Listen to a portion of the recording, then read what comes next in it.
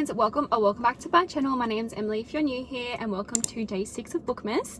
Today's video is going to be my end of year book tag, and this book tag is a bit different to a couple of the other book tags that I have seen on BookTube.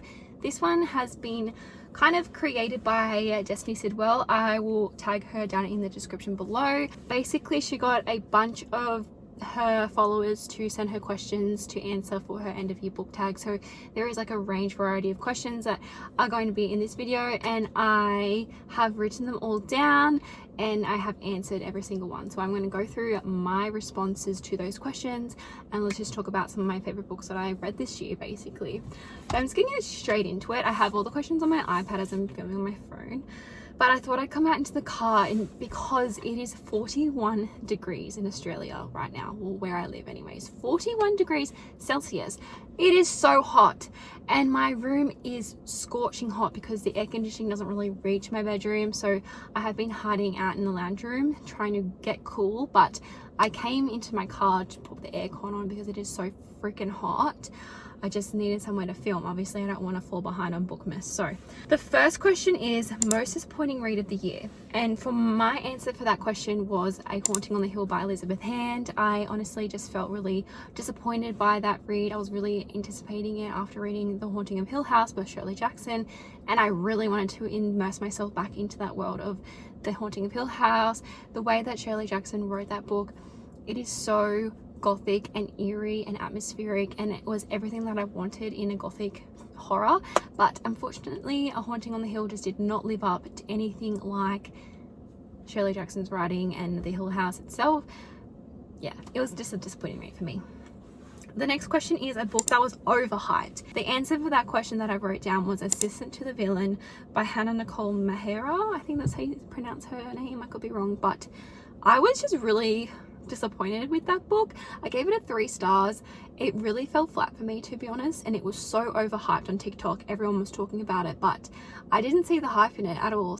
That's why I found it personally very overhyped. So I can also name a few other books. Fourth Wing, Iron Flame, way overhyped. Personally, I will no longer be supporting Rebecca Yarros, so you will not hear me talk about those books on my account anymore. Anyways, let's get straight into the next question. Fave book couples of the year. And for this question, I wrote down Ewan and Clementine from the 7-Year Slip. I absolutely love them as a couple together. So heartwarming. I love that book so much. And I also wrote down Pip and Ravi from A Good Girl's Guide to Murder series. I personally only read this series in 2023, so they're just so stinking cute, and I love them as couples. Other than that, I really haven't read many romances this year. Like, I don't read romance hardly. I mostly read thriller, horror and fantasy, so I only recently have been picking up romances here and there, but there is like no romances that were on my read list for this year. The next question is fave main characters of the year. So I wrote down Pippa Fitz-Amobi from the A Good Girl's Guide to Murder series, Clementine from the 7-Year Slip, Darrow from Red Rising, and then also Finley Donovan from the Finley Donovan series, Hilo from the Green Bone Saga series, and Daisy from Daisy Jones and the Six. All those characters really stood out to me this year. Absolutely loved all their backstories, reading about them as characters, their character developments and growth. Especially Hilo from the Green Bone Saga series. His growth over that series into Jade Legacy, I was outstanding. I love Hilo so much, so he definitely got a spot on that list. The next question is a book that surprised you, and I wrote down Jade Legacy by Fonda Lee. This is the 3rd book in the installment of the Green Bone Saga series, and this one really surprised me the most. I gave it a 5 stars. It is definitely one of my top favorites of the year. Absolutely loved it. I listened to the audiobook. It was a very long audiobook, but Fonda Lee's writing is so magical, and I was so immersed in this whole entire series. Absolutely loved the Cole family. I loved all of their growth over the 3 books, especially because there was multiple time jumps throughout the series, but I just really loved Jade Legacy. It made me bawl my eyes out. I just felt so connected to all the characters by the end of this series. The next question is new fave author you discovered in 2023, and literally only this week have I discovered this author, Elle Cosimino, who wrote the Finley Donovan series. I kid you not, I just binged the first 3 books in like 2 days. Like basically I finished off book 1 and then I went straight into book 2 and 3. I finished book 2 the same day at work. I had been doing a heap of filing, so I just listened to both of them on audio, and the narrator was so fun. They're just so fun. I was so immersed in the story. I absolutely love Finley Donovan. It was just such a fun time. Basically, we follow Finley Donovan, and she is a single mom of 2 kids. And usually in books, like having kids in the story kind of make or break it for me, but I personally loved her kids in this series. And then we have her nanny. Vero was hilarious. I just loved it so much. But basically the premise of Finley Donovan is killing it. That's what the first book is called. And pretty much she's just at this diner and she's talking to her, I think, her agent on the phone, and basically she's talking about her new book that she's writing because she is an author. And so this lady kind of misheard her conversation and thought that she was some assassin hit woman and left her like this massive cash amount of money on the table and then walks out. And Finley opens the envelope and it was like 60 grand or something, and then basically now she has to like fulfill this job, and it goes from there. It was just so much fun. I absolutely loved it so much. The next question is happiest read of the year, and that for me is The 7 Year Slip by Ashley Poston. Hands down, it is the happiest book. That it made me so happy reading that book. I laughed, I cried, I giggled, I kicked my feet. It was just so well done. I absolutely love Ashley Poston's writing. I cannot wait to read The Dead Romantics by her.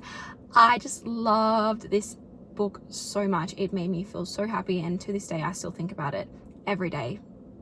It was so good.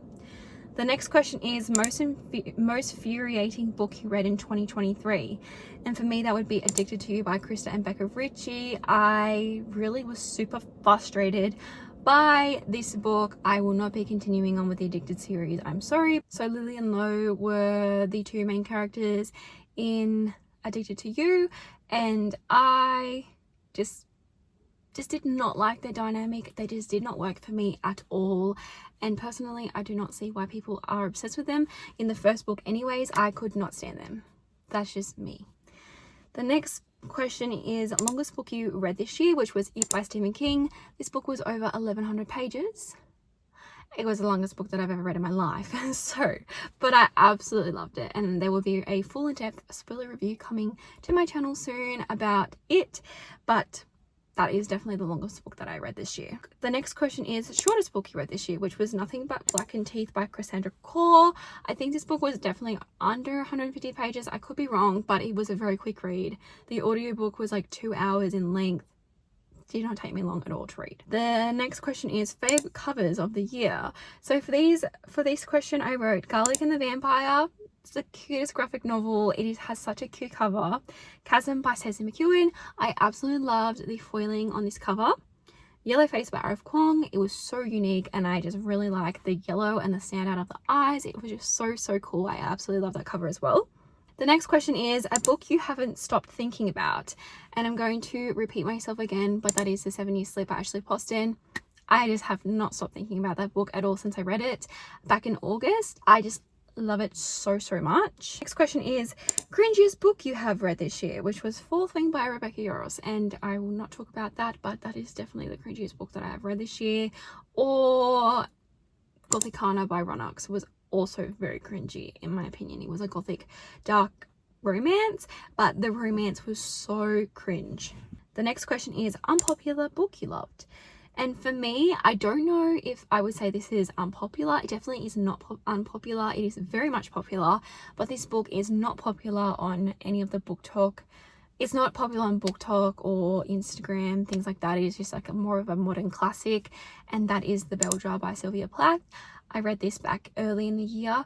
5-star read for me. So for The Bell Jar, I really connected with Elster a lot, and her dealing with her depression. I just really liked her character, and yes, she was supposed to be very much unreliable, but I just really enjoyed The Bell Jar a lot, and I highly recommend everyone to read it once in their life. Like, it is definitely a story that you will never forget. Like, it was life-changing for me, and I am just really hoping to eventually next year get through more of Sylvia Plath's, like her poetry and also her journals. I really want to read into her journals because Esther Greenwood in The Bell Jar was very much resembled as Sylvia Plath. Sylvia Plath herself did unfortunately take her own life when she was around 30 years old, and Esther Greenwood deals with self-harm and attempted of suicide, things like that. So we really do get to see the insights of how Sylvia was feeling at the time that she wrote The Bell Jar, but really enjoyed it. The next question is, what was the highest and lowest rated books you read this year on Goodreads, and do you agree? So the lowest rated book on my Goodreads for this year was Nothing But Black and Teeth. Its average rating was a 2.68. And I disagree with this. I personally rated this book a 4 out of 5 stars. I really enjoyed it. It is a horror short of novella that basically takes place in Japan.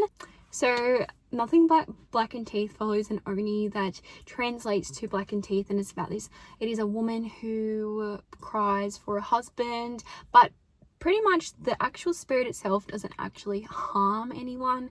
It is more or less friends turning on each other in this haunted mansion, and I personally enjoyed it, but that's just me, my personal opinion. So I did enjoy it nonetheless. And then the most highly rated book on my Goodreads for this year was Jade Legacy with an average rating of 4.65, and I highly agree with this one. I absolutely loved Jade Legacy. It was definitely my favorite installment in the Greenbone Saga series, and I will never forget it. I will never forget it. It was phenomenal. I will never stop thinking about it, to be honest. So I highly agree with Jade Legacy. The next question is fave quotes of the year, and I only have a couple that I remembered off the top of my head. Well, not off the top of my head, but what I remember specifically. So the first one is from These Infinite Threads by Tahira Murphy, and it goes, "Let me worship you." And I was like, whoof. Okay, Cyrus, like, go off. I kicked my feet when I read that line. And then the other one that I wrote down was, this is from The Ashes and the Starcursed King by Caressa Broadbent. So this is the second book in the Crown of Nyaxia series, and the quote goes, "Let me make you the queen that you are. Let me guard your body, your soul, your heart. Let me spend the rest of my pathetic fucking life at your mercy. If I need to die, then let me do it by your hand. Please." And Rain was the one who said that, and I was like, yes, please, oh my gosh. King, honestly, so good. So then the next question is book with the most unique concept. And I am putting this series as the most unique concept to me, which was the Greenbone Saga series. Just the whole system of the Jade and the two clans and the war. It was so unique. I have never read anything like it before, and I absolutely ate it up. It was phenomenal, and I would just like to thank Daphne for hosting her book club. Every month we would read one of the Greenbone Saga series books, and I just had the best time reading it and talking about it. It was just such a fun time, and I will never forget those memories. The next question is a book you would reread. And I wrote down Daisy Jones and the Six by Taylor Jenkins Reid. I will be rereading this in the new year. I absolutely love Daisy Jones and the Six. It was another 5-star read for me, but the show adaptation and the band with like Riley Keough and Sam Claflin and Suki Waterhouse and the other performers, I just love them so much. Like, Daisy Jones and the Six was on my Spotify Wrapped as my #1 artist of the year. That is saying something. Absolutely ate it up. It was amazing, but I definitely want to reread it and entirely annotate it, because I loved the story so much. So then the next question is reading goal, reflection, and 2024 reading goals. So in total, so far as I'm filming this video, I have read 121 books out of my goal of 80 for the year. So I definitely have succeeded that by 40 books, which is really good, and I'm very happy about that.